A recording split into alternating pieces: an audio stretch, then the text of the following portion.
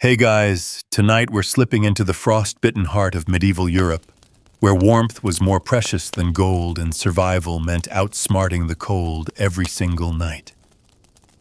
You're wrapped in your cozy blanket now, but imagine trading it for a tattered woolen cloak stiff with mud, huddling next to damp straw and smoke-belching hearthstones as the wind howls like wolves just beyond your crumbling door.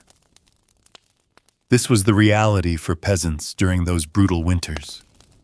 Firewood was scarce, insulation was non-existent, and central heating meant squeezing into bed with the goats. You probably won't survive this. Seriously. One blizzard without preparation, and you'd be colder than a lord's heart during tax season. So before you get comfortable, take a moment to like the video and subscribe, but only if you genuinely enjoy what I do here. And let me know in the comments where you're tuning in from and what time it is right now for you. Now dim the lights, maybe turn on a fan for that soft background hum, and let's ease into tonight's journey together. You wake in the pitch-dark silence of a medieval morning, the kind of silence so dense it presses against your chest like wool soaked in ice water. Your breath curls in the air like smoke. The fire from the night before has dwindled to mere coals. You're lying on a lumpy mattress made of straw, barely shielded from the frozen dirt floor. Around you, the room is still. A chicken pecks near the hearth. A goat shifts its weight beside the bench your father carved years ago. The inside of your nose is cold. Your fingers are stiff. The thatched roof above you leaks wind like a sieve. One corner flaps faintly where the storm last week tore through it, and you can see frost nibbling at the edges of the wooden beams.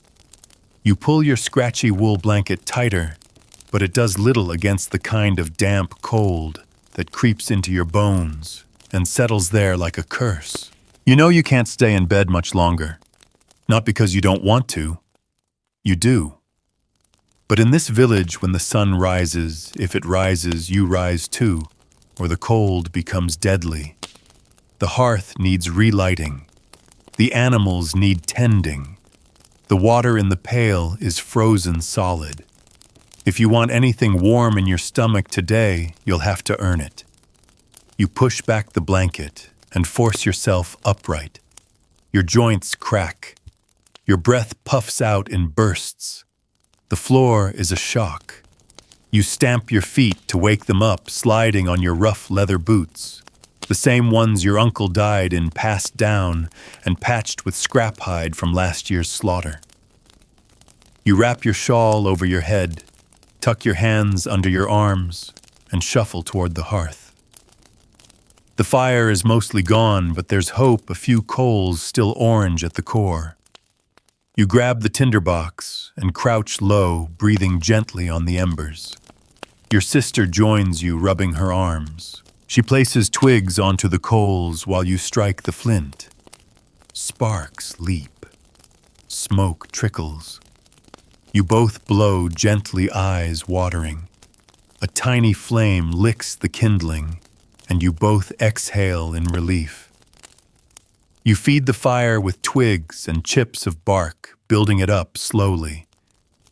When the flame is strong enough, you add the half log you've saved. Firewood is currency. The forest is hours away, and every stick must be hauled on your back. In winter, you ration each piece like a miser counts coins. As the warmth creeps out from the hearth, the rest of the family stirs. Your father coughs into a rag. Your younger brother rolls over, buried beneath two old cloaks. Your mother ties a cloth around her head and slips on clogs carved from softwood. The room slowly fills with life, shivering, sniffing, stretching life. Breakfast is simple. A pot of oats left soaking overnight is placed near the fire. Once it thaws, it will be heated slowly. There's no rush. You all eat with wooden spoons from a shared bowl. The oats are watery, flavored only by smoke and a pinch of salt your mother bartered from the traveling peddler. No honey, no milk. Those luxuries belong to spring, when bees return and cows give more than a trickle. After eating, you head outside. The door creaks. Snow crunches. The village is awash of gray and white with thatched roofs sagging under frost and crooked fences barely visible beneath drifts. Smoke curls from the chimney of the manor house on the hill. It's one of the few signs of luxury here. Its windows have oiled parchment to keep the wind out.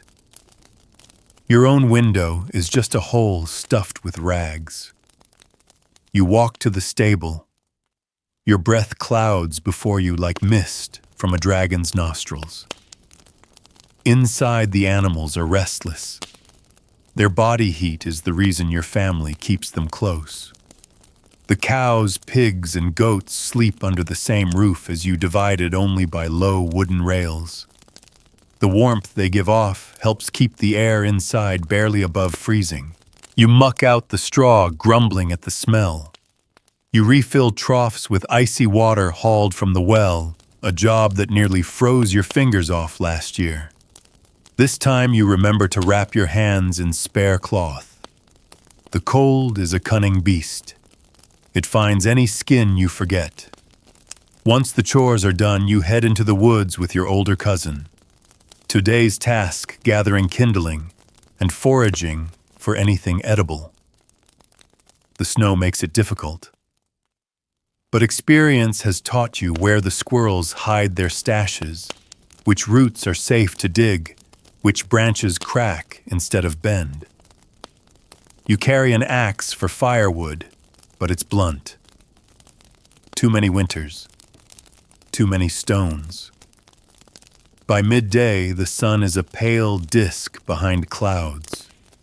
You haven't felt your toes since dawn. But there's no time to stop. If you don't return with enough wood, the fire won't last the night. And without the fire, you already know what happens. So you keep moving, one foot in front of the other, cold fingers gripping a rough sack of roots and bark, your breath ragged, your legs tired, but alive. And in a medieval winter, that's more than enough. The wind sharpens as you begin your walk home, cutting sideways through the trees like invisible blades. Every gust makes you flinch. Your cousin adjusts the bundle of kindling tied to his back, and you follow his lead in silence. Talking wastes breath, and in this kind of cold, even breathing feels like labor. The snow crunches beneath your boots, each step soaking through old leather seams.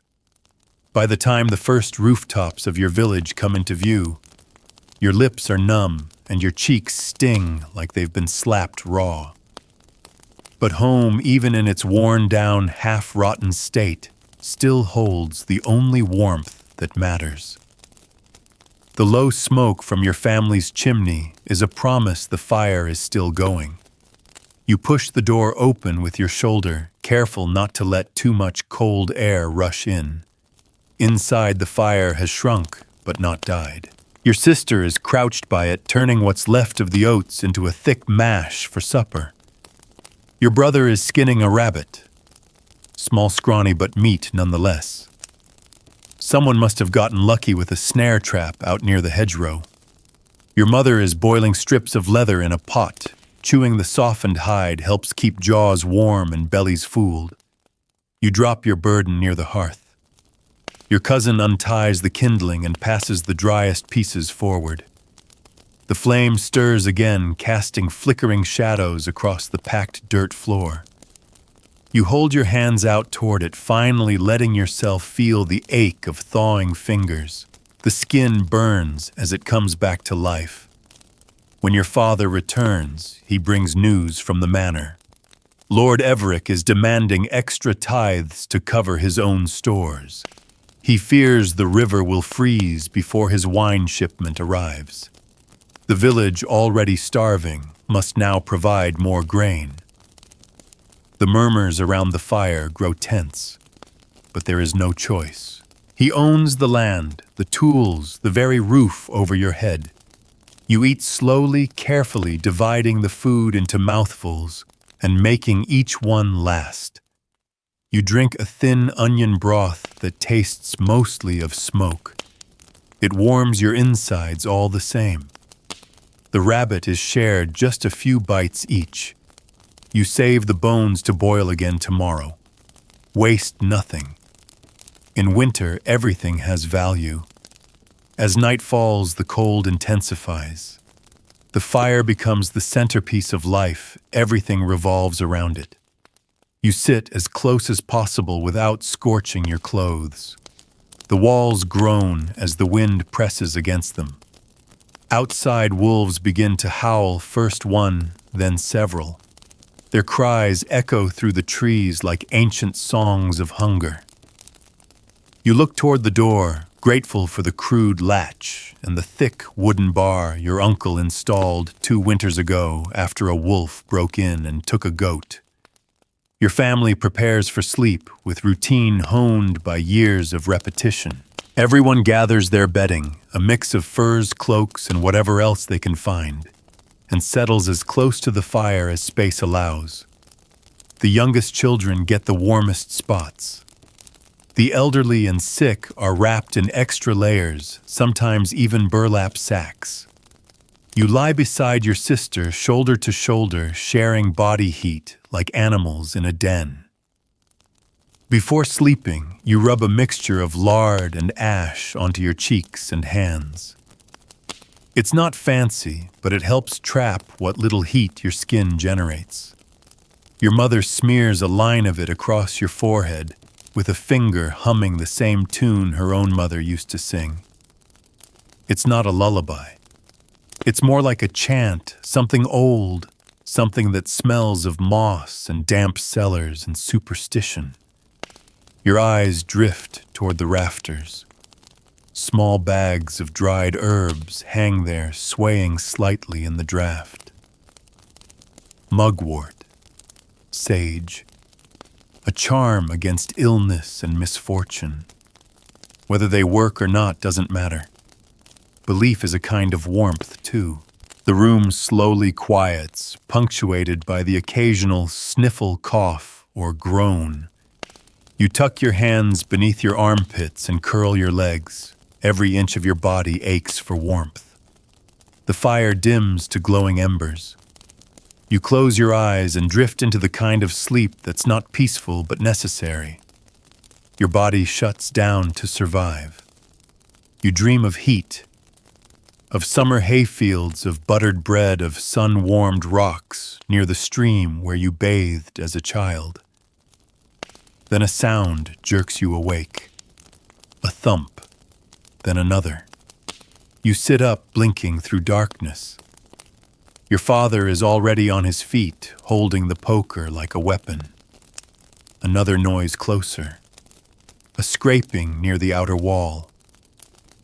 Then silence. Your mother whispers something you can't hear. Your brother grips the skinning knife. The air is so cold, your breath feels like glass. Minutes pass. Then nothing. Just the wind again. Your father lowers the poker. He doesn't say anything, but you know what he's thinking, thieves or worse. In winter, desperation turns men into predators. Eventually, everyone settles back down, though sleep won't come easily. You lie awake for what feels like hours, staring into the emberlight, listening to the creaking wood and the faint animal noises from the far side of the room. By morning, the world is quieter. Outside, the snow has stopped. A thick white blanket lies across everything, making the village look like something from a dream. The silence is almost peaceful if you ignore the hunger rumbling in your stomach. You rise slowly, still stiff. The fire is out again, and the room is so cold, you can see the breath of the pig sleeping in the corner. You rub your hands together, reach for the tinderbox, and start the whole dance over. Because in winter, you don't wake up for joy. You wake up for fire. You step outside into the pale glow of a frost-laced morning, and for a moment your eyes sting with the brightness. The entire village is covered in a thick, icy crust. The trees sparkle like brittle glass. Every twig and thatch roof seems frozen in place, trapped in a quiet, shimmering stillness. You squint toward the sun or where the sun should be, but it's hidden behind a dull veil of clouds. The snow crunches beneath your boots with a sound that echoes off the houses. Most of the village is still asleep, except for a few figures moving slowly, bundled like shapeless lumps against the wind. You pass your neighbor, old widow Adela, dragging a wooden sled loaded with sticks. She nods to you, but doesn't speak. She doesn't need to. In winter, the only real greeting is survival. You walk the narrow, trodden path toward the well. The bucket's rope is frozen stiff. You wrap your hands in your shawl and yank it loose, working it back and forth until the ice breaks free with a sharp crack. When the bucket finally drops, it splashes into a shallow pool. Most of it is ice. You scoop what you can, your fingers burning from the contact, and trudge home. Your cousin is already awake, sharpening the axe with a worn whetstone. He's getting ready to head to the woods again. You envy him only a little. The forest is freezing and full of wolves, but it still feels more alive than the tiny, coughing world inside the cottage. Back inside, the air is thick with the smell of last night's fire and boiled leather. Your mother is sewing patches onto the knees of your father's trousers, muttering curses about Lord Everick and his new tax demands. Your brother is drawing lines in the soot with a stick. It's the kind of game only kids can enjoy, pretending soot is ink that sticks, are quills that someday they'll write letters or read books instead of digging roots or gutting rabbits. You glance at the fire now, just ash. You'll need to relight it before your toes go numb. The cycle is relentless. Flame, sleep, flame, chores, flame again. There's never enough wood, never enough heat, but you do it anyway. Because the fire isn't just warmth, it's proof you're still fighting. Later that day, you make your way to the village hall, a large barn-like building with stone walls and a high drafty roof. It's where the village gathers for news trades and meetings. Today, there's talk of rationing. The stores are lower than expected. Several sacks of barley have molded, and the turnip pile is shrinking fast. A young boy died 2 villages over, found frozen in the snow, chasing after a runaway goat. You all stand quietly as the headman speaks, voices muffled by scarves and the weight of fear. When the meeting ends, you barter what little you can. Your family has a strip of dried meat left from last week's feast day, a miracle catch. You trade a sliver of it for a few shriveled apples and a pinch of salt. Not much, but you'll make it stretch. As you walk home, you see smoke rising from the chimney of the apothecary's cottage. The old healer Anselm is one of the few in the village who doesn't seem to fear the cold. He says it toughens the lungs. You're not sure if that's true, but he's lived longer than most, so maybe there's something to it. Sometimes he boils pine needles and makes a thick greenish tea that tastes like trees and sadness, but it clears your chest when the winter cough sets in. You stop by his door. He's outside gathering moss from the stones. For the fever, he says, simply handing you a sprig. You nod and slip it into your pouch. Not everything worth keeping comes with a price.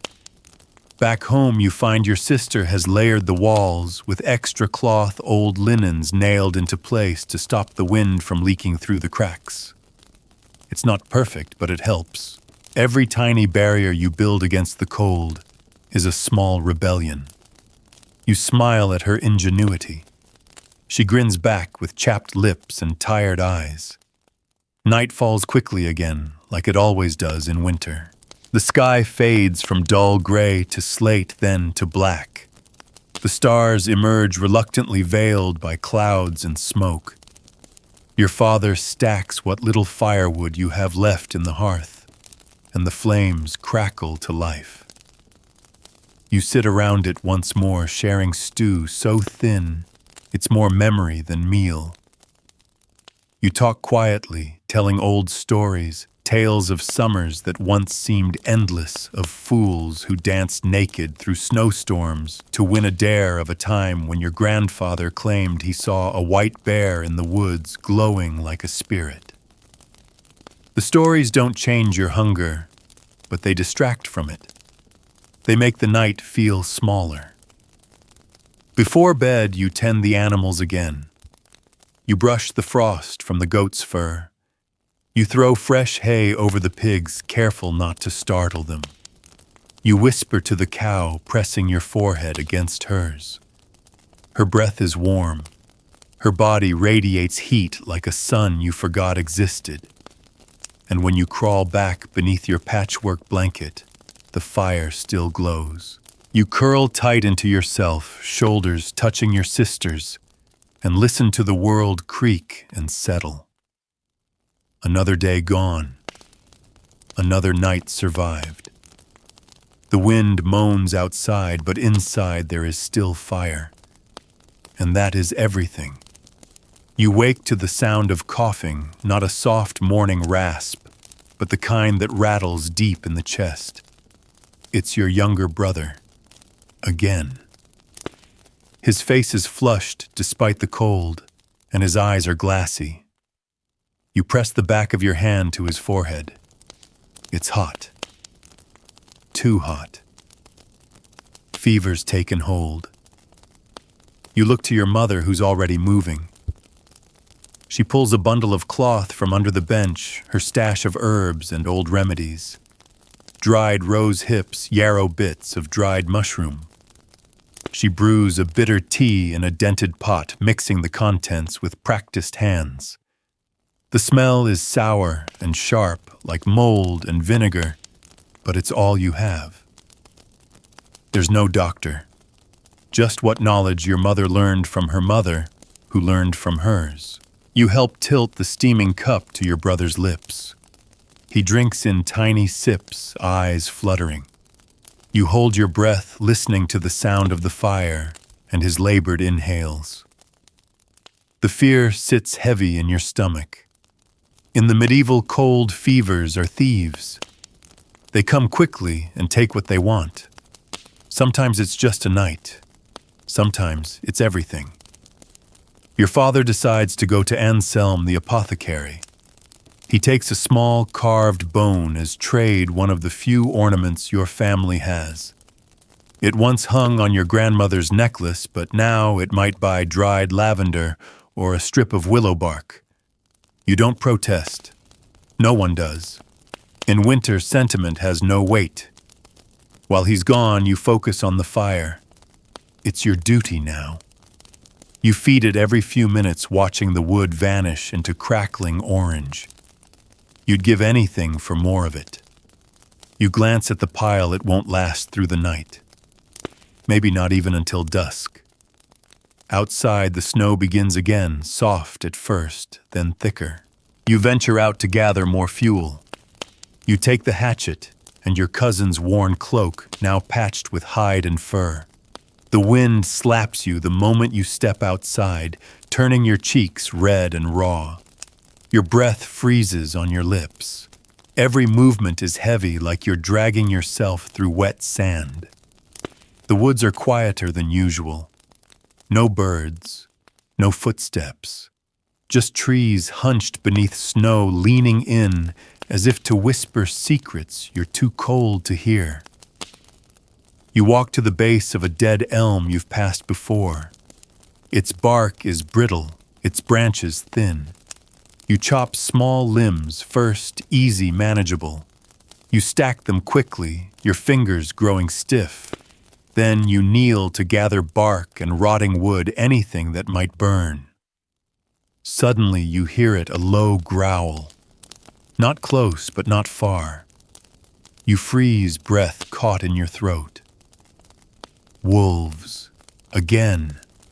They hunt farther during hard winters. You scan the trees, heart pounding. Nothing moves, but the growl stays in your ears like a ghost. You gather your bundle and retreat, backtracking over your own footprints, stepping carefully. Each crunch of snow sounds too loud. When you finally see the village's edge, your shoulders relax slightly, but you don't slow down. Not until you're through the door and behind the wooden latch. Inside, your brother sleeps, still feverish, but quieter now. Your father has returned, clutching a cloth pouch tied with string. He opens it with care. Inside is a mixture of dried leaves and crushed bark. Anselm told him to boil it 3 times, then pour off the bitter liquid. Your mother gets to work immediately, adding water to the pot and stoking the fire hotter. You hand her the wood you gathered. It's not much, but it'll keep the hearth going. The hours stretch on. You sit by your brother's side, wiping his forehead with damp cloth, whispering stories in his ear. You tell him about the spring to come, how the ice will melt, how the frogs will sing again in the pond behind the manor, how the wildflowers will grow along the fence line. You tell him what you'd eat if you could: honey cakes, warm bread, maybe roasted apples with cinnamon. Your voice cracks halfway through. You pretend it's just dryness from the cold. Outside, evening swells. The snow stops. The wind howls softer. For a moment, the village seems to pause, suspended in icy stillness. Your father mends a boot with thread soaked in tallow. Your mother tends the stew again. You sit quietly, watching your brother sleep. Then something changes. He stirs. His eyes flutter. His lips move. "Thirsty," he whispers. Your chest tightens with relief, so sudden it almost hurts. You rush to pour him a small cup of the willow brew. He drinks, slowly, but he drinks. The fever hasn't broken yet, but it's loosened its grip. He sleeps again, softer now. That night, the fire burns bright. It has to. You use nearly all the wood you have left, feeding it until the room is warm enough to relax in. For once, no one speaks of rationing. No one counts the minutes. You sit together, staring into the flames, watching the light dance across the walls. Your father speaks first. He talks of a winter years ago, one colder than this, if you can believe it. He says he nearly lost your mother to fever that time, but a wandering monk passed through the village with herbs and salves. He nursed her with pine gum and hot stones, and a prayer whispered in a language no one understood. She survived. But the monk never returned. Maybe he wasn't real, your father says. Maybe he was just the cold playing tricks. But sometimes he still dreams of him. Your sister adds more stories. Then your cousin. Then even you.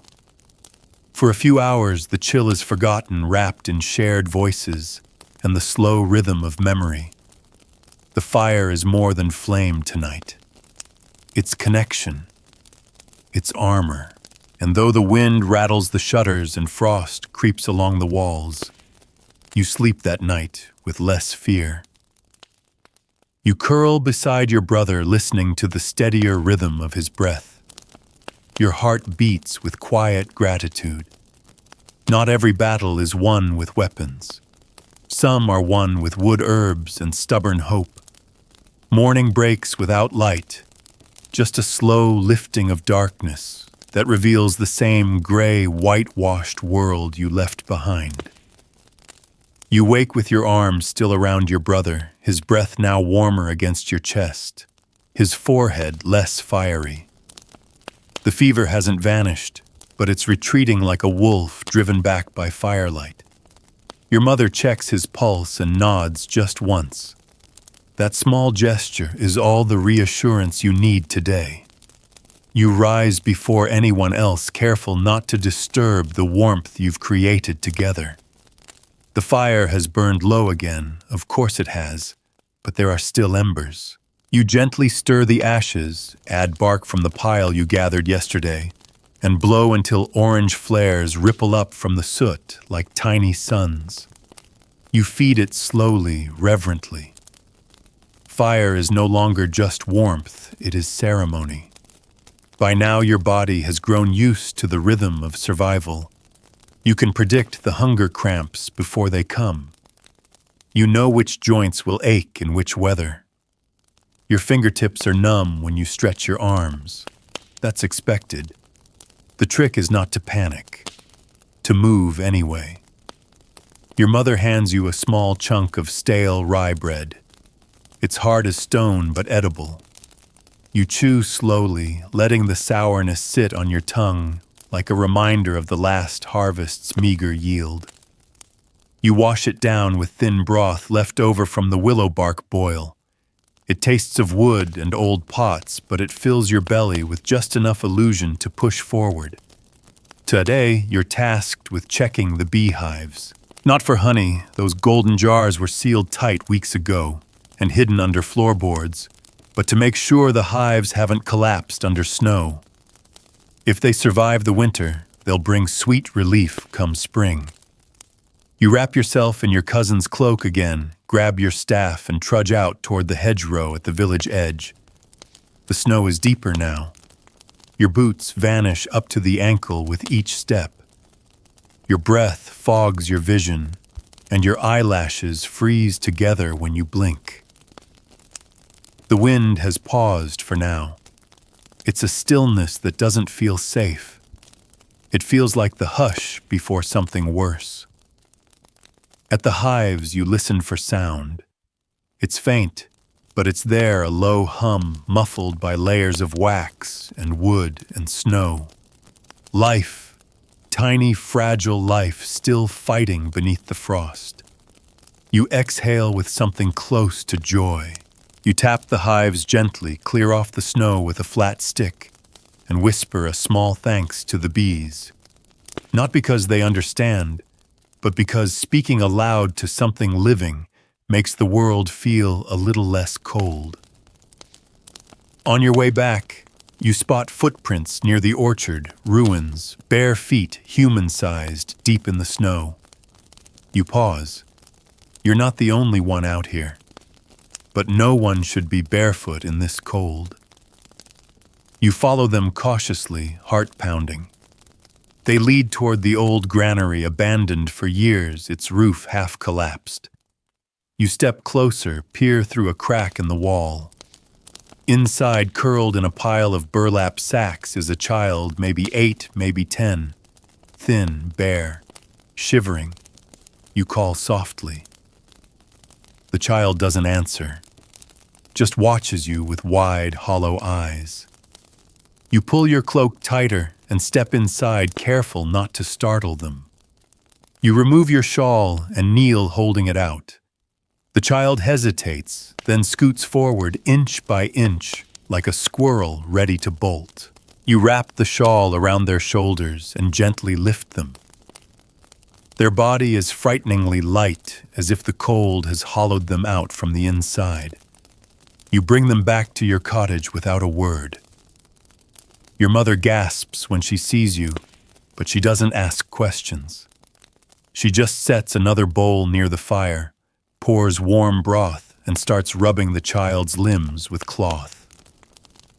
Your sister fetches spare clothing. Your cousin places more wood on the fire without needing to be told. The cottage shifts to accommodate this new life without complaint. Later, when the child can speak again, they say their name is Elric.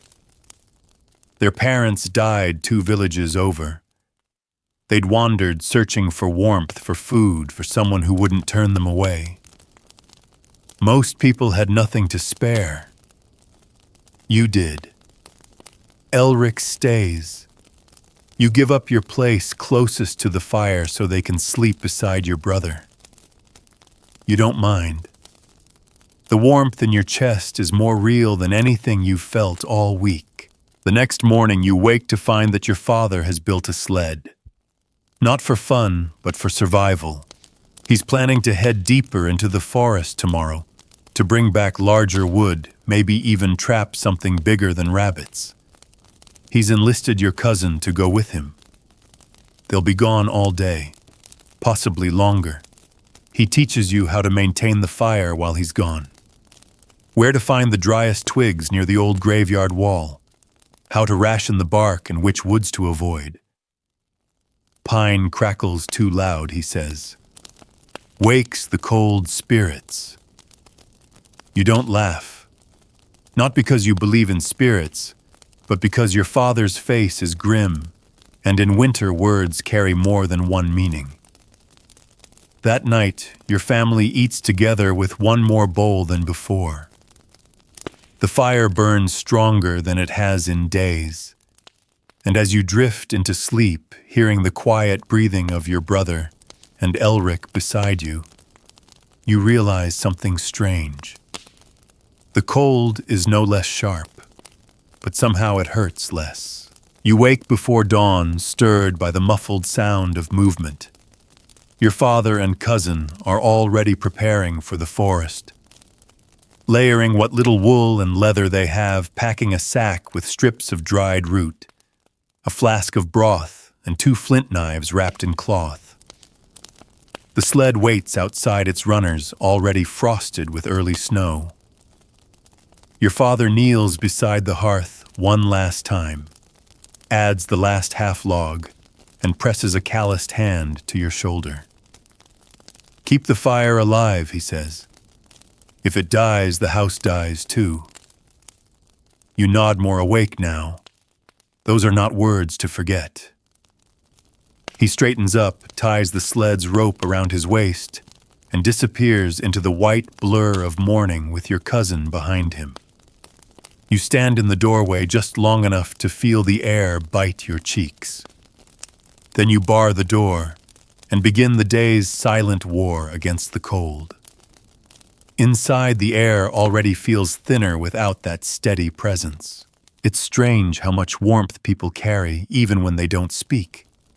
Your mother is boiling broth again, and your sister tends to Elric wrapping his feet in linen strips dipped in sheep fat. You crouch near the hearth and stir the coals until they catch flame. The first job is water. Again, always water. You chip ice from the bucket inside, then head to the well. The rope groans in protest, stiff with last night's freeze.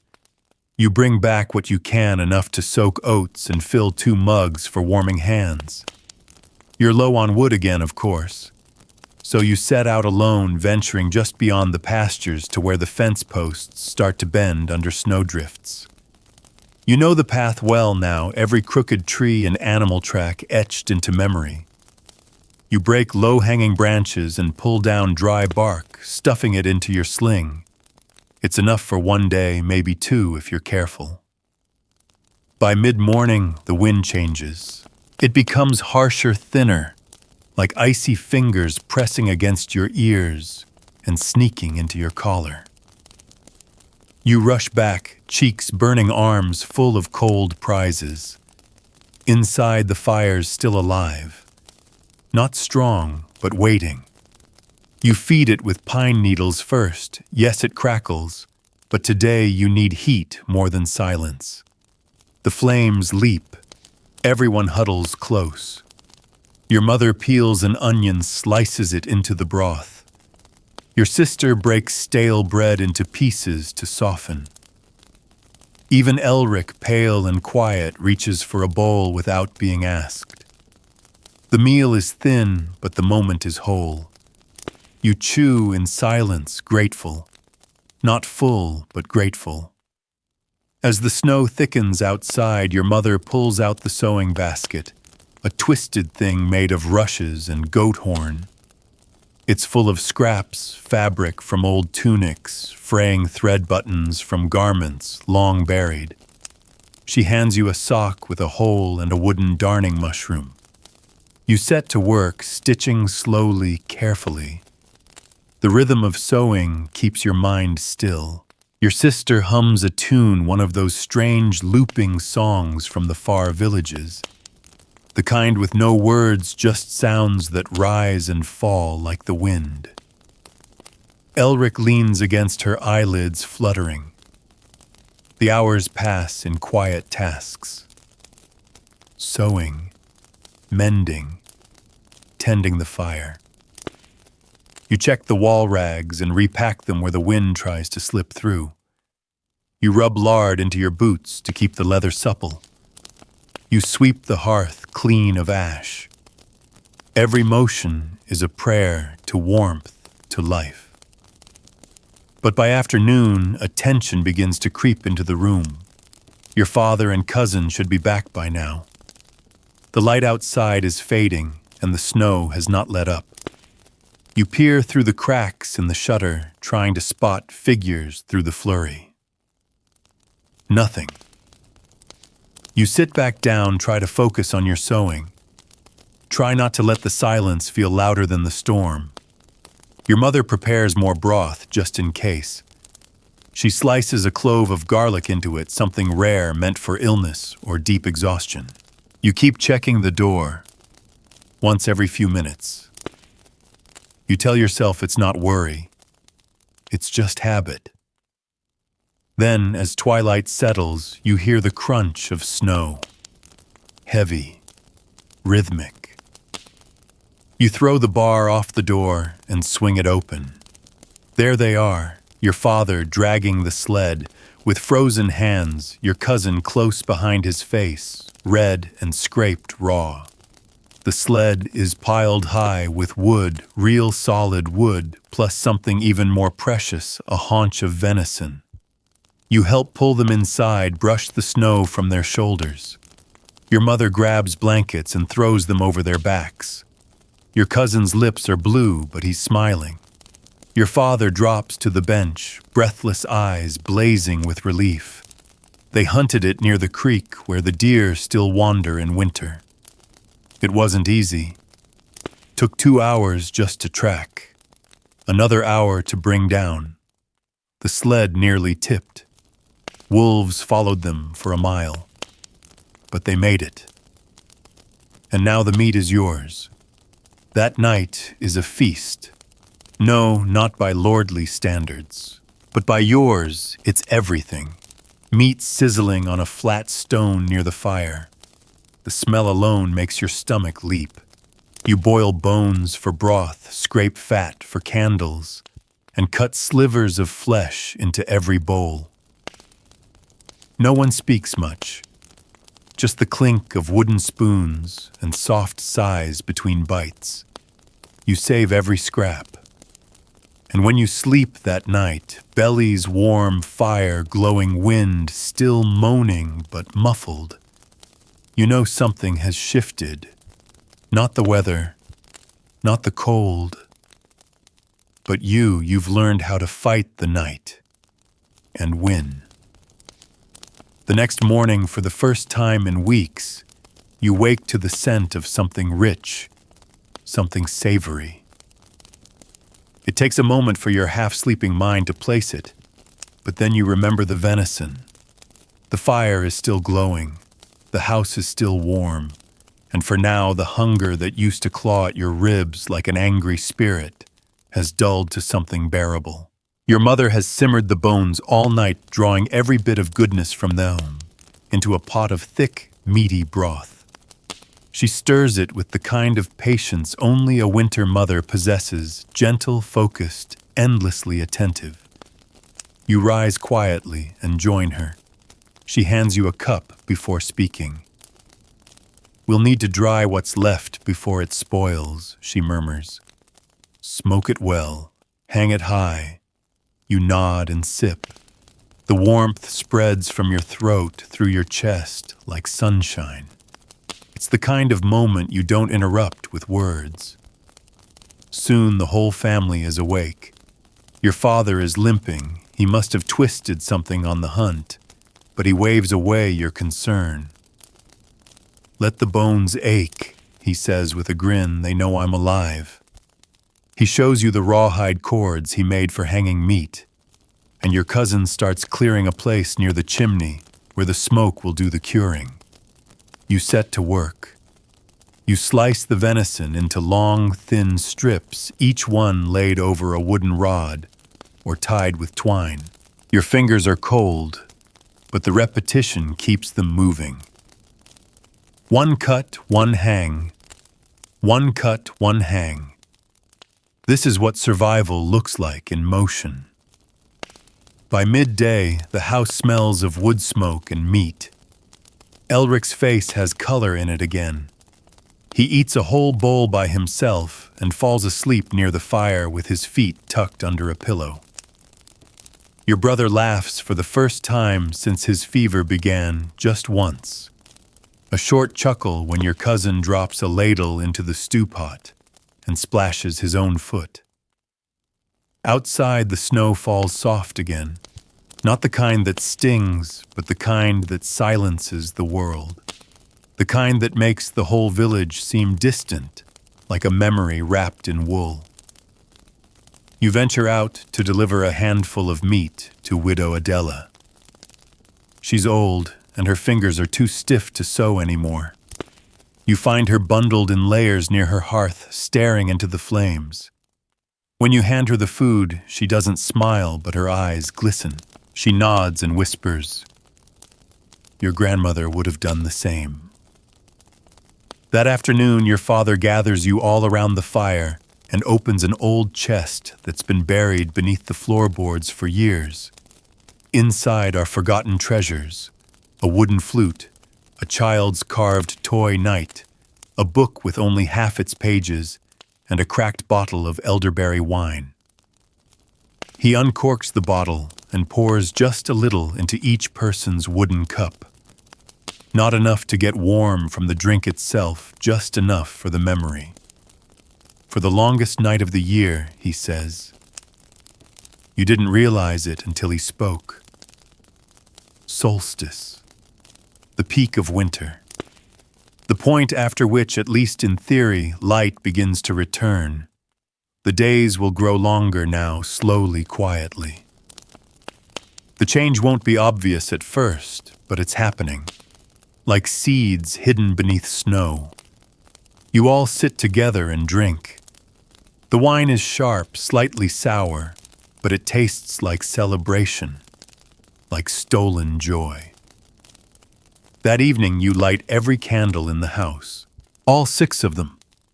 Their flames flicker against the walls, casting shadows that dance like spirits. Your mother braids wool into rope and hangs herbs above the door, sage, thyme, even some dried lavender saved from summer. To mark the turning, she says, to remind the house that the dark can't stay forever. You find yourself grinning. Not because you believe the ritual will change the sun, but because it feels good to pretend it might. You tell stories that night, longer than usual, more vivid. Your father recounts the tale of a village that beat back a blizzard with laughter alone. Your sister adds to it, describing how the villagers wore upside-down boots to confuse the snow. You chime in, claiming the goats learned to speak and cursed at the frost until it ran away. Even Elric adds a line, just a few words, but it makes everyone laugh. The wind howls outside louder now, but it sounds more distant, like something you've outgrown. Before bed, you carry a coal from the fire in a bowl and touch it to each corner of the cottage, a tradition from your mother's side. To ward off the freeze, she says, and the fear. You go to sleep with light in every corner and warmth in your stomach.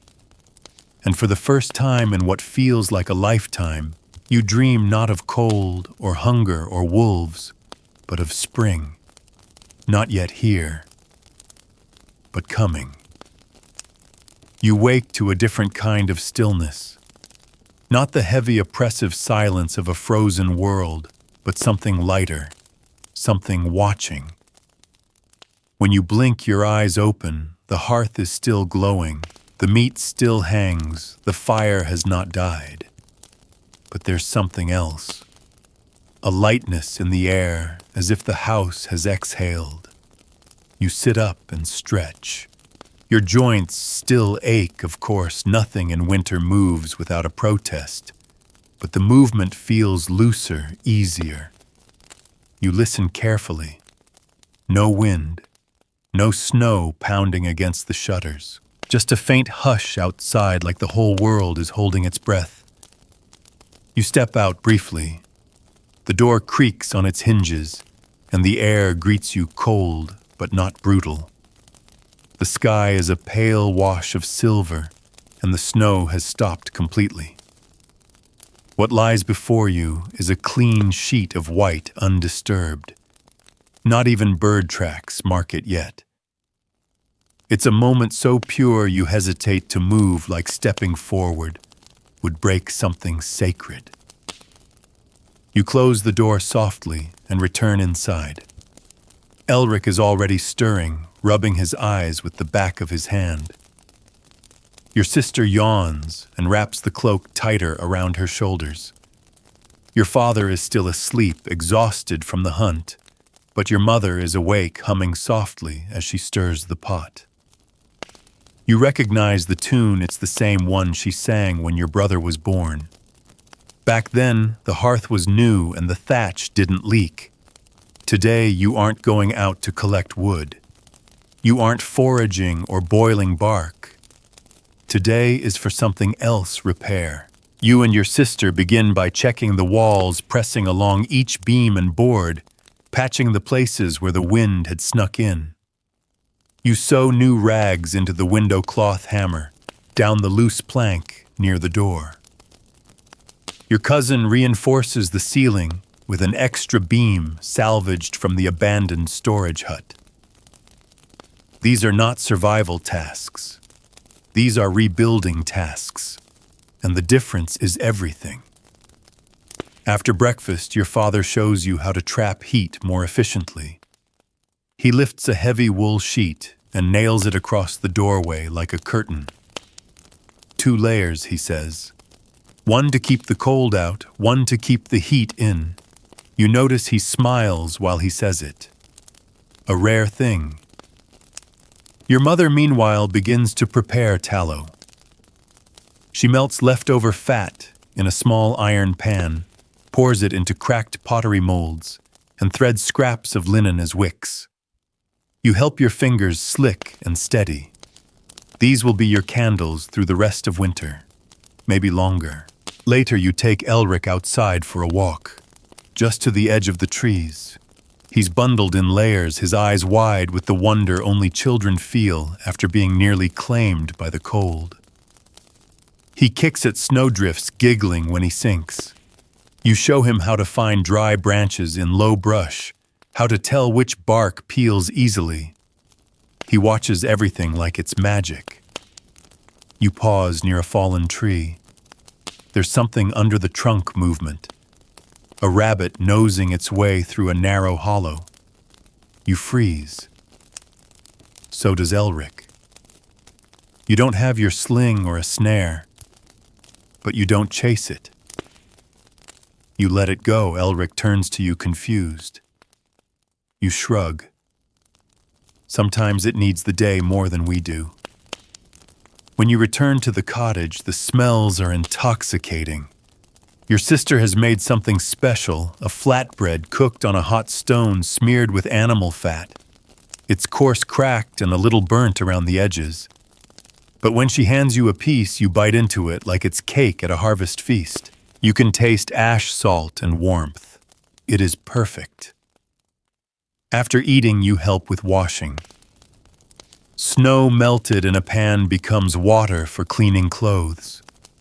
You scrub the fabric on a smooth rock placed near the hearth, beating the grime out with the rhythm of old village songs. Your mother jokes about how you'll make someone a fine spouse. You pretend to groan, but you smile. A real smile. That night the stories are different.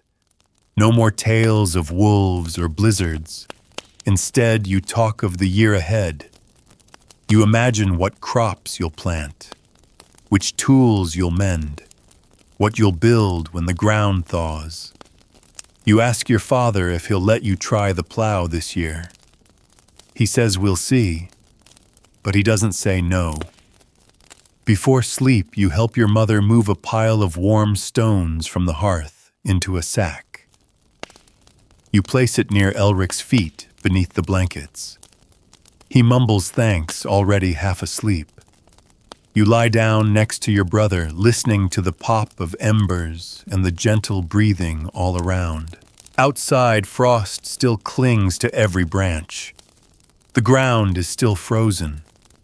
There's still a long way to go before spring. But inside there is enough.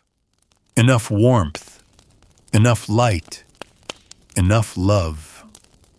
And maybe that's how the cold is truly beaten.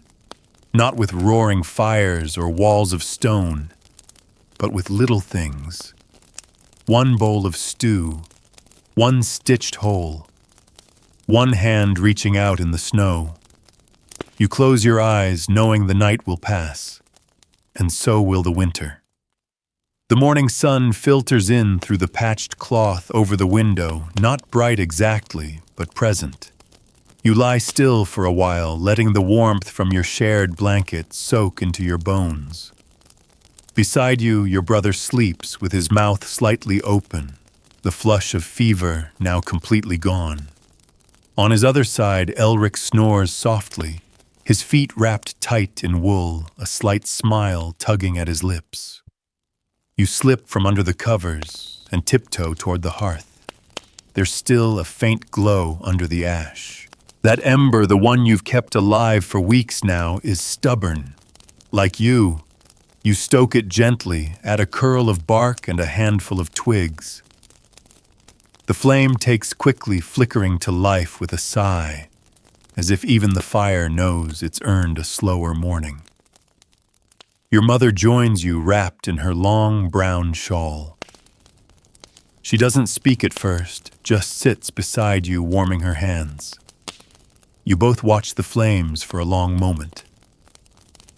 "The hardest part's behind us," she finally says. Her voice is soft, almost cautious, like she doesn't want to jinx it. You want to believe her. Later, after a quiet breakfast of oat mash and a sliver of dried venison, your father brings out something no one's seen in months, his old wood carving knife. The blade is chipped, but still sharp enough. He sits near the window and begins to work with a scrap of pine hands, steady eyes focused. "A spoon," he mutters. "Maybe a ladle.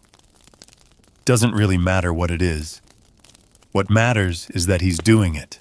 That afternoon, you and your sister walk to the edge of the frozen stream.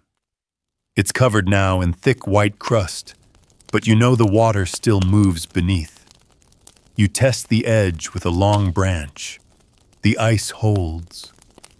Slowly, carefully, you step out onto it.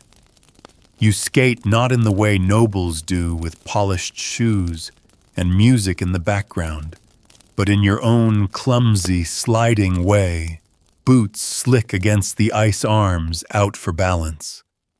Your sister joins you, and soon you're both spinning and laughing, falling, getting up again. For a few minutes, it's not winter. It's just a moment, a breath, a sliver of joy. You fall hard once landing flat on your back and stare up at the sky. It's pale blue now, streaked with white. You close your eyes and let the cold sink in, not biting this time, but refreshing, like water over sunburned skin. When you open your eyes again, your sister's holding her hand out to you. You take it. On the walk back, you find a patch of exposed moss near the base of an old stone wall. Green, real green, just a smear, barely enough to cover your palm. But it's there, nestled against the earth like a secret kept safe. You kneel down and touch it. It's damp, soft. It doesn't say much, but it says enough. Spring is coming.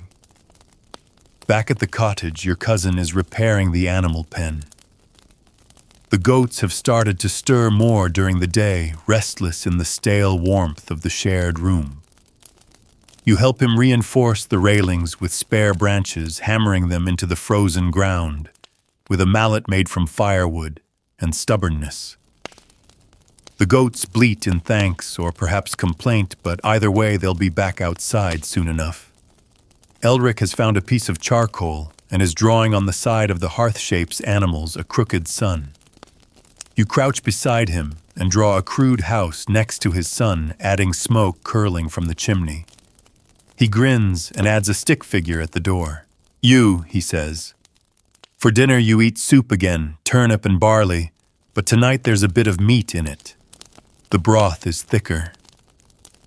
You drink deeply, eyes closed, letting the warmth pour through you. After the meal, your father finishes his carving. It's not a spoon after all. It's a bird, small with outstretched wings and careful detail etched into the wood. He places it on the mantel above the hearth, where it catches the firelight. No one says anything about it. It doesn't need explanation. It's just there. You spend the evening fixing your boots. The sole has begun to peel, and your mother shows you how to re-stitch it using sinew and a curved bone needle. Her fingers are nimble despite the cold. She hums as she works, and you hum with her almost without realizing it. That night, you fall asleep quicker than usual. The wind outside is quiet. The fire doesn't need as much tending. Your body, used to waking at the slightest chill, allows itself to rest. You dream again, this time of sunlight, through tall grass, of bees, buzzing lazily near wildflowers, of bread, warm from an oven, and hand dipped in river water. You dream of green, and this time it doesn't feel far away. The next morning arrives with something you haven't heard in weeks, the drip of melting snow. It's faint at first, easy to miss beneath the creak of timber and the quiet stirrings of the others waking. But it's there, a soft, rhythmic tapping outside the window cloth. When you peel back a corner and peer out, you see it. Water. Real, moving water. Not a flood, not a river. Just little droplets slipping from the edge of the thatched roof, landing in the snow with the tiniest pock. You watch for a long time as if the world might suddenly change before your eyes, and in a way it already has. Inside, the mood shifts, too subtle but unmistakable. Your mother hums more while she works. Your cousin whistles through cracked lips as he sharpens the blade for the wood axe. Your sister sits with Elric and teaches him how to thread buttons onto string, her voice soft and patient. Even the fire seems to burn brighter, though it's just as small as yesterday. Your father decides today is the day to check the village boundary fence. The snow has broken a few posts, and some of the brush piled for windbreak has collapsed. He invites you to come along, just the two of you. You bundle up, still wearing the patched cloak and double-wrapped boots, but the cold doesn't sting as it used to. It brushes against you now, not burrows inside. You walk together through the thawing woods. The snow is softer underfoot, beginning to slush. Icicles hang like glass knives from the branches, and some of them have already started to fall. You pass familiar trees, landmarks you've always known, the bent birch near the fallen wall, the twisted stump shaped like a hunched man. The world is still cold, still quiet, but there's a pulse returning beneath it all, a heartbeat. You and your father repair the fence with woven branches and new stakes. You don't talk much at first, just the creak of wood, the press of boot to soil. Then slowly he starts to speak, not about the fence or the weather or chores, but about his youth.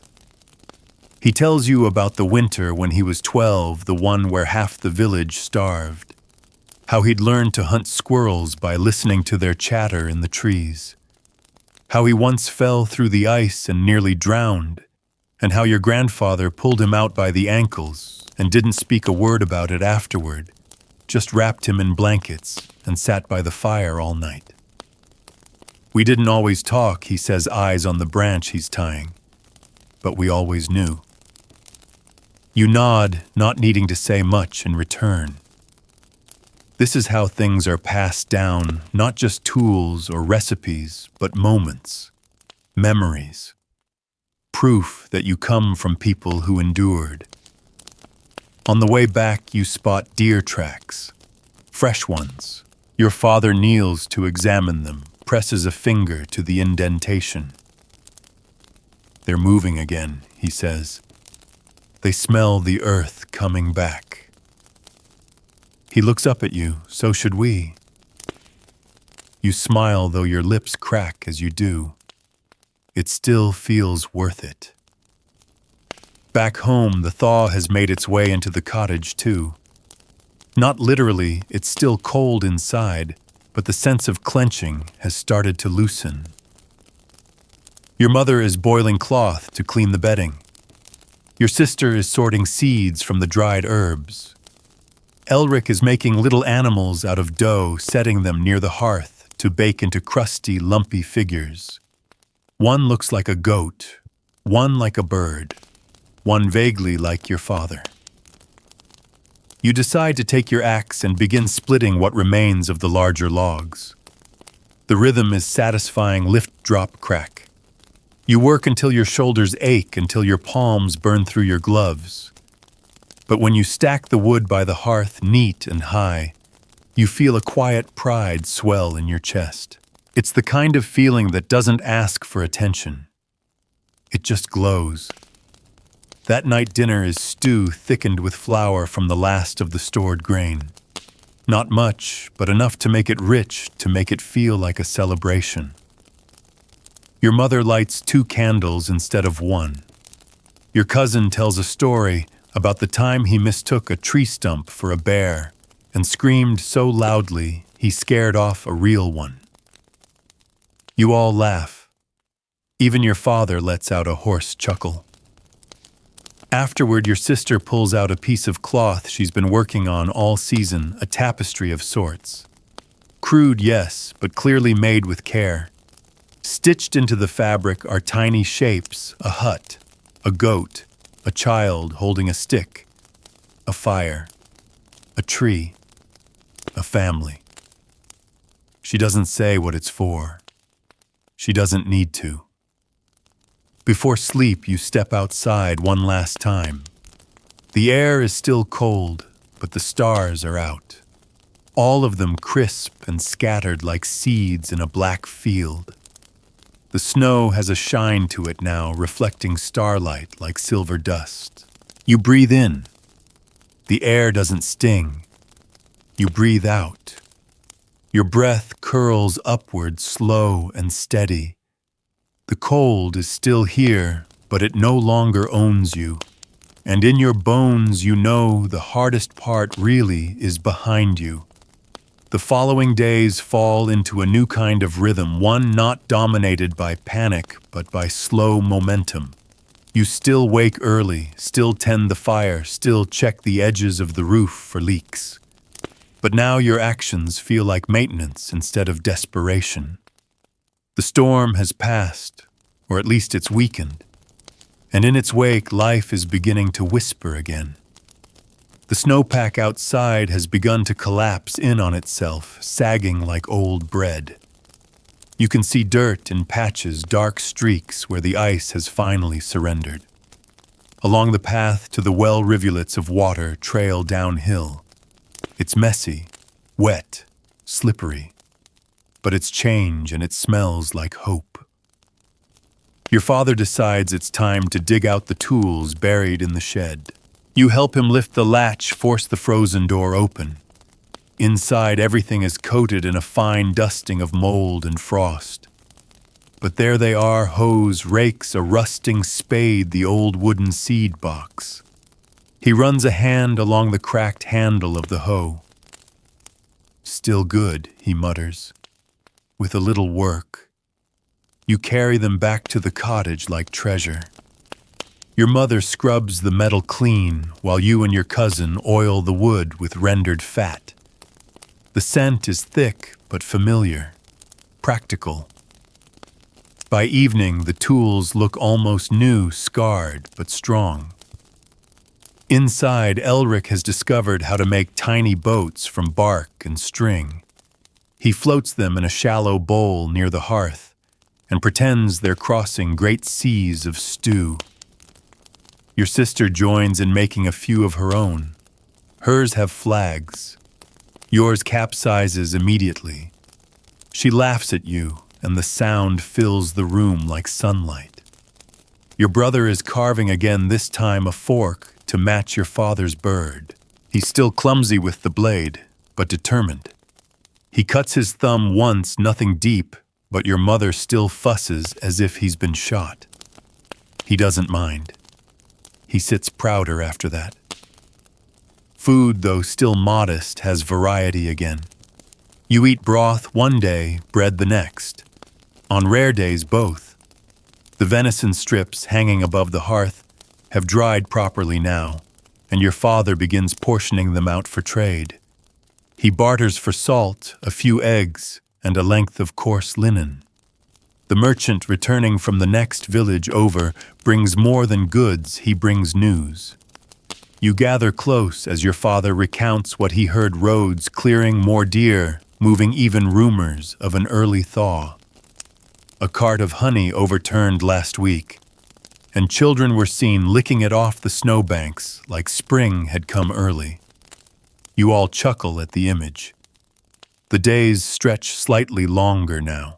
You notice it most when working outside, the way the sun lingers just a little longer on your face before dropping behind the trees.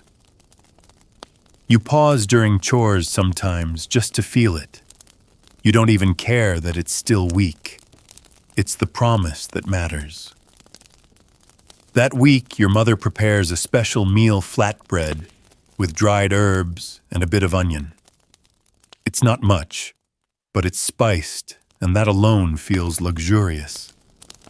She plates it on the one intact ceramic dish, the one saved from last spring's fare. As you eat, you look around the table and realize something odd. You're not hungry. Not truly. Not the kind of hunger that hollows your ribs and haunts your dreams. You're just eating and enjoying it. You save half your bread for Elric, who sleeps through dinner worn out from chasing goats all afternoon. He's gotten stronger. Quieter too, but not from fear. From peace. One morning you wake to birdsong. It's faint, hesitant, a single call. But it's real. You rush outside, nearly tripping over your own boots. You scan the trees, breath steaming in the air. Then you spot it, a tiny brown bird flitting between branches near the well. Just one. Brave enough to come first. You run back inside, breathless, grinning. A bird, you say, pointing. Your mother nods slowly, as if confirming something she'd been waiting for. That day your father sends your cousin to check the far edge of the field. If the snow has melted enough, the soil will need turning. You don't expect him to come back quickly, but he returns at dusk with a grin and muddy boots. It's soft, he says. The top layer's cold, but underneath he holds up his hand, palm, covered in rich, dark earth. It's waking. You all crowd around it like it's gold. That night you sit by the fire and write in soot on a plank of wood just a list. Seeds you hope to plant. Beans, barley, turnips. Maybe onions from the bulb you kept hidden all winter. You carve the words in once they're written slowly so they last. You sleep deeper now, not from exhaustion, but from contentment. The wind outside is gentler, no longer clawing at the house. You fall asleep listening to the creak of thawing beams and the gentle shuffle of your family settling in around you. And when you dream of green fields, not distant fantasies, but close ones. Fields you might walk on again soon, with your hands full of seed and the sun on your back. The next morning greets you with mist, thick and low, clinging to the ground like smoke. The world outside your door is shrouded in a damp veil, and you feel the moisture soak into your skin the moment you step out. But you don't mind. Not anymore. Because mist means warmth is returning. The earth is breathing again, even if just barely. You kneel beside the stone path and push your fingers into the soil. The top is still hard-crusted with cold, but beneath, softness. Real wet worm-stirring softness. You don't say anything right away.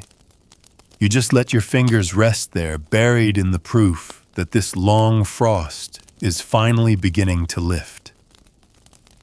Back inside the house is humming with early activity.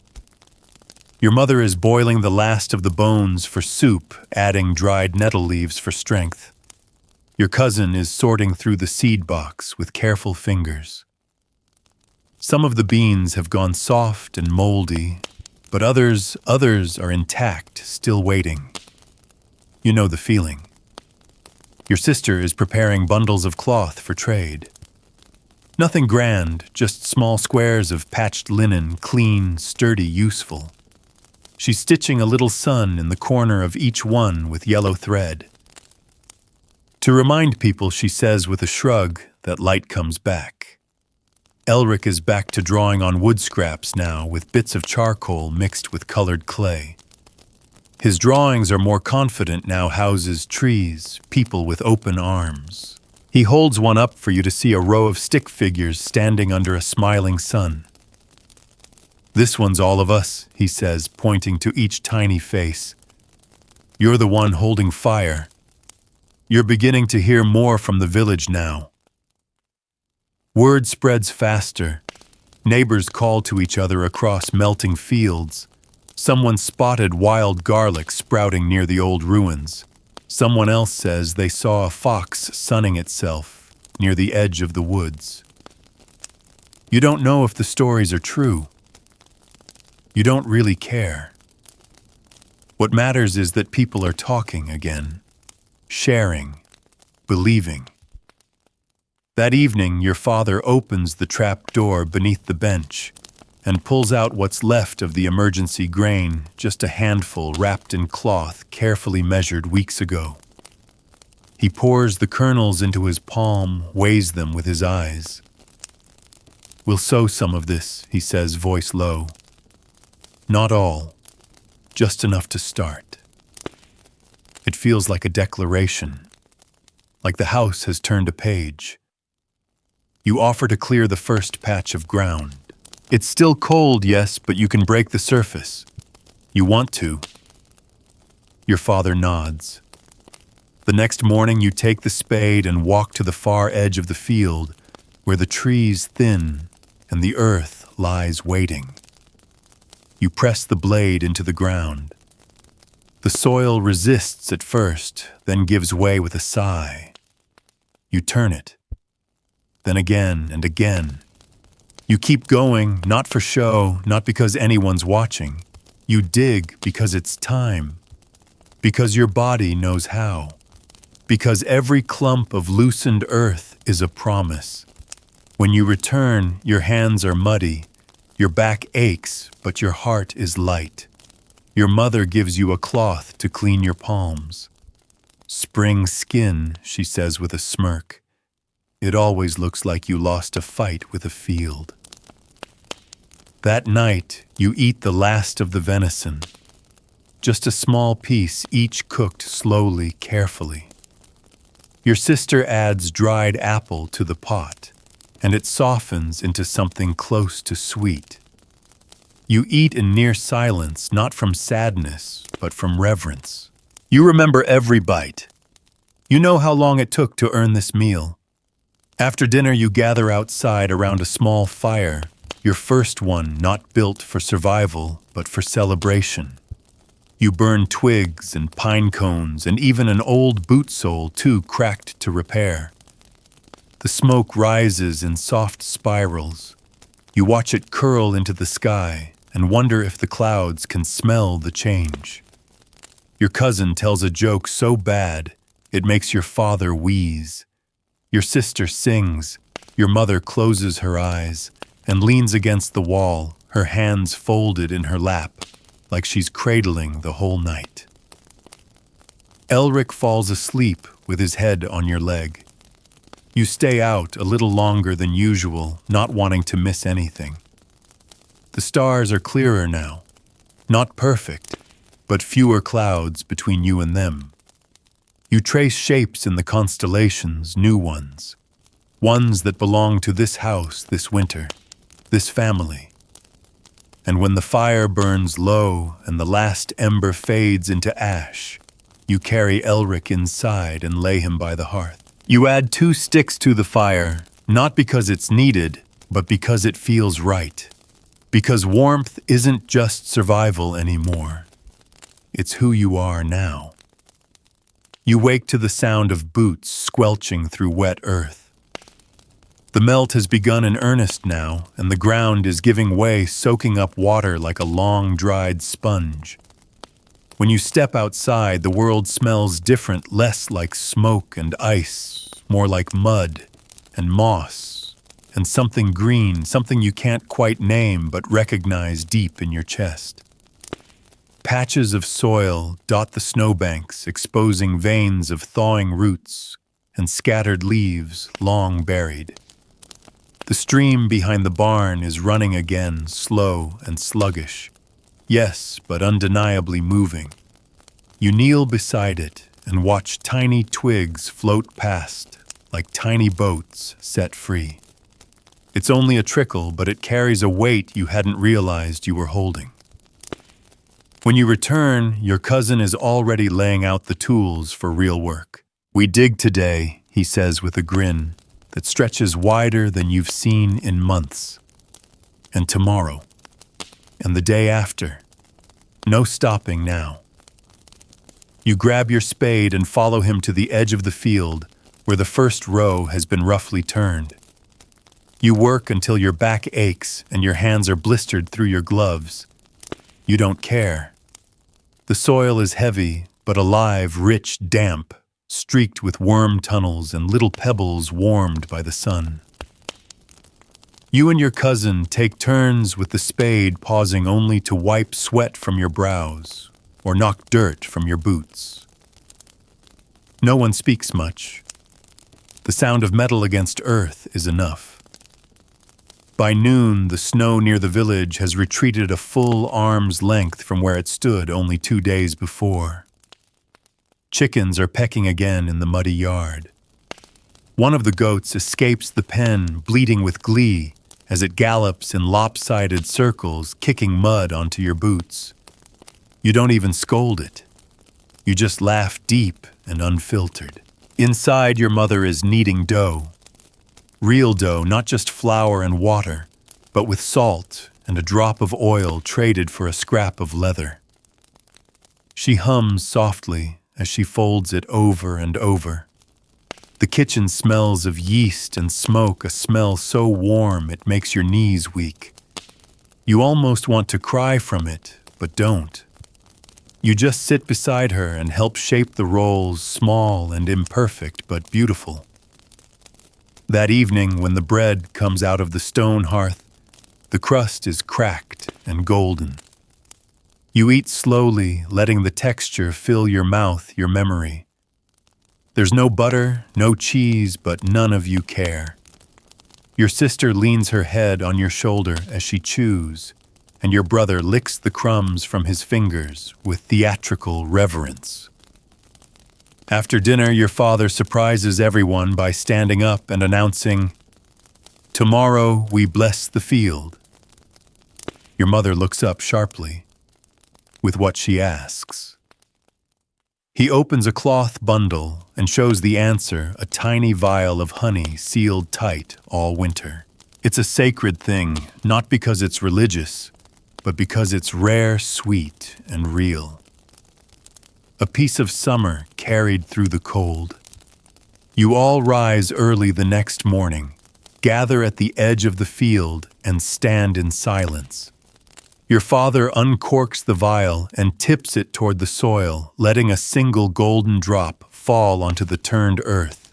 "To feed what feeds us," he says, "to honor what held us. It's the only prayer you need." Afterward, you return to your work. The digging goes faster now, bodies moving in practiced rhythm. Your cousin jokes that the worms are scared of your spade. Your sister says they're following the smell of bread. You're all talking more now, laughing more even when your muscles scream. At midday, Elric brings you water from the stream in a bucket that sloshes as he walks. He spills some on your boots and looks horrified, but you ruffle his hair and thank him anyway. He sits beside you for a while, drawing circles in the dirt with a stick. Later, you find him trying to carve his own spade from a branch. It's misshapen, awkward, but it's his. You help him shave it down, careful not to take away too much. "You'll dig next week," you say. "We'll save a row just for you." By nightfall, the field has shape. Rows, borders, a beginning. You stand at the edge and look out across it, imagining what it might become. A sea of green, a scatter of color. Food. Life. The future buried just beneath your feet, waiting for warmth. Inside, your sister hangs her little sun-stitched cloths in the window. They catch the last light of the day glowing faintly gold. Your mother stirs soup for the evening meal this time, with sprigs of garlic mustard you found by the creek. Fresh greens. The first of the year. You sit near the hearth, watching the flames reflect off the carving. Your father made the birdwing spread perched above the mantel. It's collected soot and smoke and age, but it still stands. You realize then that everything here, this cottage, this family, this patch of land, you've helped keep it alive. With your hands, with your choices, with your quiet refusal to give up. You sleep that night deeper than you have in months. The kind of sleep that has weight that tugs you down like a warm quilt pulled tight. And for the first time, the dreams don't come from longing or hunger or fear. They come from peace, from planting, from what comes next. The days are longer now. Not by much, but enough that you notice. Enough that you can finish your morning chores with light still in the sky. Enough that shadows fall differently across the cottage wall. The sun lingers like a guest, reluctant to leave, casting gold across the muddy paths and warming your back as you work in the fields. Today your father announces it's time to plant the first seeds. You knew the moment was coming, but still it feels ceremonial. Everyone gathers at the edge of the turned rows.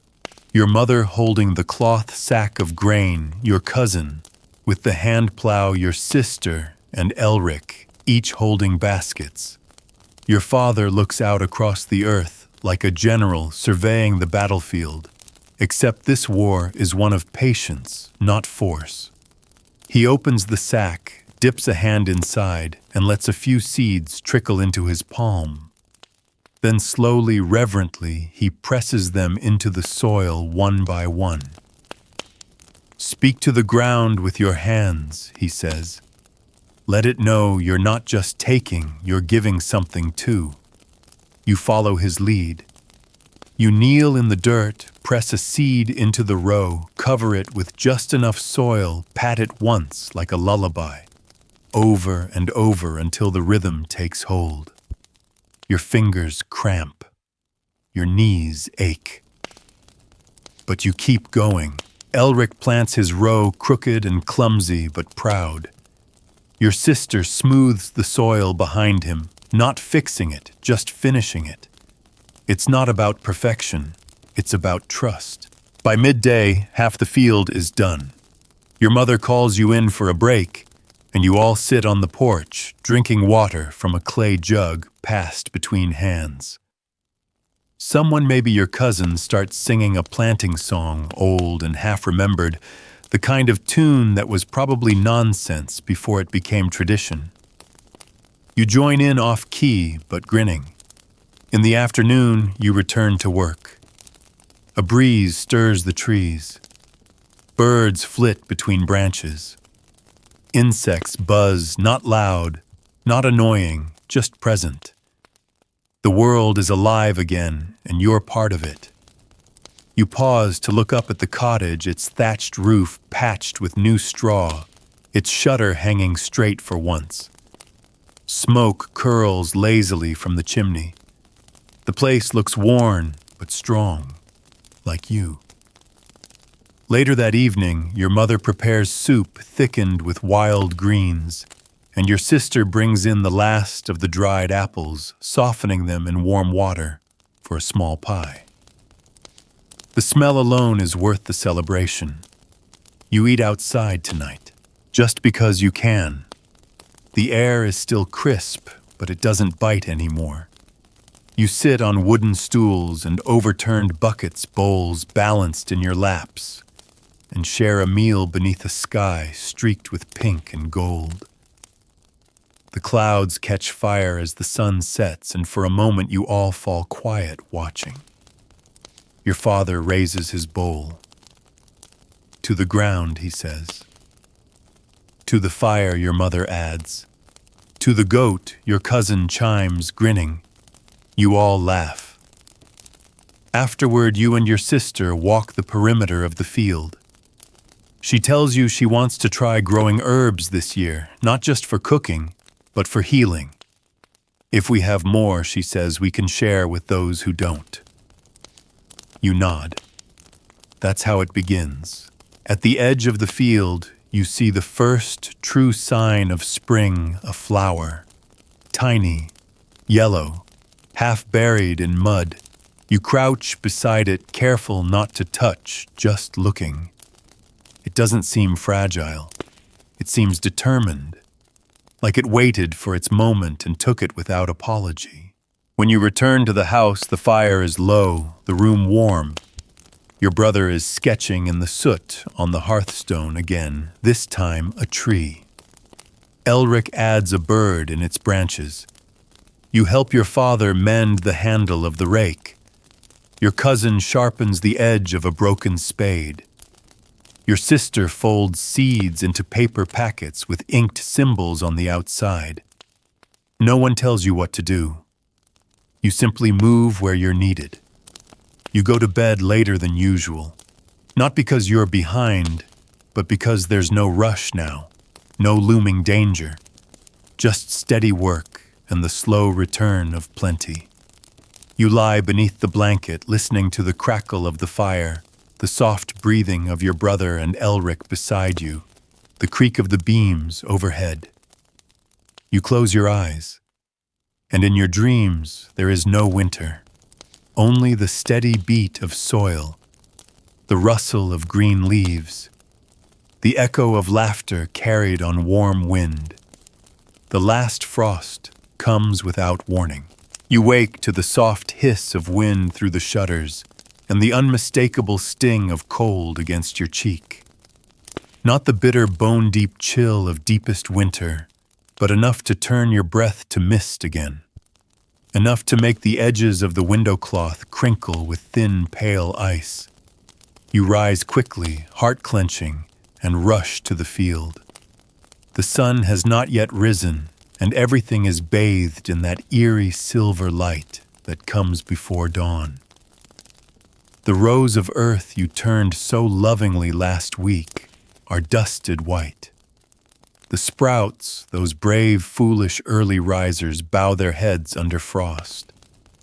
You drop to your knees, brush your fingers over one. It's stiff, fragile. The stem cracks when you touch it. Behind you, the others begin to stir. Your sister appears at your side first, then your father. He says nothing, just kneels with you, hand brushing earth. You all examine the damage silently. Not everything is lost. Some shoots are still curled underground, some shielded by soil or mulch or luck. But enough has been touched that you feel it in your gut, a sharp little grief. Not like the kind that wails or tears its clothes. This is quieter, older, the kind that knows this is how it goes. Back inside, your mother stokes the fire higher than usual. No one speaks at breakfast. You all eat warm mash and stare into your bowls, listening to the crackle of logs and the occasional gust rattling the shutters. Eventually, your father rises, stretches his back, and says, "We'll replant the west side." Just like that, the spell breaks. You stand. You grab your gloves. Your sister wraps her scarf and tucks a bundle of seeds into her apron. Elric watches solemnly for a moment, then grabs his little spade. In the field, the frost is already melting under the morning sun. It drips down the sides of the rows, soaks into the cracks. You kneel and begin again, pressing seed into soil, with fingers more practiced now, more forgiving. The loss still stings, but the rhythm helps. You catch yourself humming low and slow one of those planting tunes your cousin sang. He joins in when he hears it, and soon the others pick it up too. You don't know where the song came from. You're not even sure it has words, but it holds you together. That evening, you eat inside again. The warmth feels deeper, somehow earned. Your mother opens the last jar of preserved apples, and you eat them slowly, one by one. They taste of summer, of trees, of light. Your father places a new carving on the mantel beside the bird. It's a sprout just pushing through the soil. You recognize it immediately. He carved the shape from memory from this morning. Later, Elric hands you a folded cloth. Inside is a stone, just a simple one, smooth gray. It's for luck, he says, for when it gets cold again. You smile, pocket it, say nothing, but it's already heavy with meaning. Before sleep, your sister places one of her embroidered cloths over the hearth. It's been washed many times, the yellow sun faded, but it's still there. Still shining. You lie in bed and think back over the season, over the hunger and the quiet and the scraping, grinding fight to keep the fire alive. Over the laughter that returned the first seed, sown the first crack of green.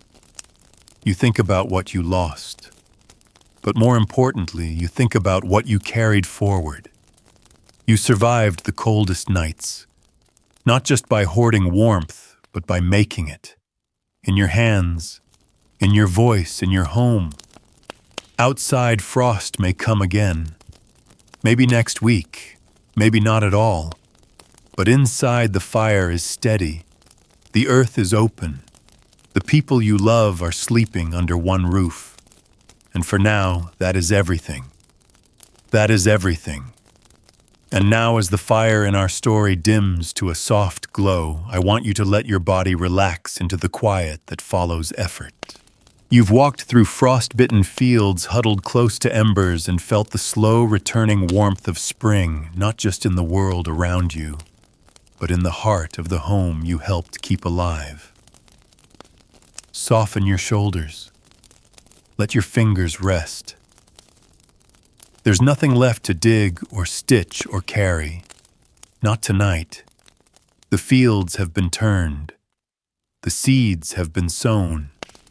The last patch of frost has melted into memory. And though the road ahead may still hold cold mornings and hard ground, you've earned this moment of rest. Completely. Think of the little things that kept you going. The steam of a morning bowl of soup, the soft cluck of chickens just outside the door, the laughter that echoed when the days began to lengthen. Those moments weren't grand, but they were everything, and they still are, as your breath slows and your body sinks deeper. Imagine the firelight dancing across the wooden beams, the scent of warm bread lingering in the air, and the quiet rhythm of the land gently turning toward spring. There is peace now. There is rest. And there is you, safe, warm, and deeply, deeply enough.